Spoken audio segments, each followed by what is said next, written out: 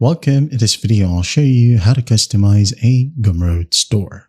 So first up, log into your Gumroad account, and then once you're in here on your dashboard, just go ahead and go to left panel and click on Profile, just like so. And then you can go ahead and change your profile name right here. So I'm just going to go ahead and change it. For example, answer ASAP, and then add in some bio. And then once done, if you want to, you can go ahead and connect your X account. And by the way, here's the preview. If you want to change your profile picture, just delete this picture and re-upload something.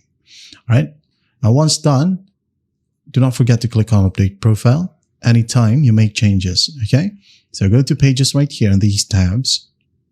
Now go ahead and build your profile. Just go ahead and click on Add Page. Give it a name, for example, Homepage, and then add in a section, for example, Products, or Post First, or Subscribe, and then button label, Subscribe, add in more section like a post, and make sure that you have a post.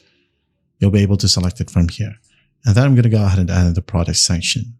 Section name, digital goods, for example, or maybe services, default sort order, newest or highest rated first, prices, high to low, low to high, and you can add in a product filter right here.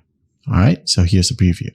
So I'm going to go ahead and add in this editing services, just like so. And then once done, if you want to, you can go ahead and add in more page, as many as you want. So after that, you want to click on Update Profile. And then you could preview it right here. So here we have the URL, madeformoney.gumroad.com.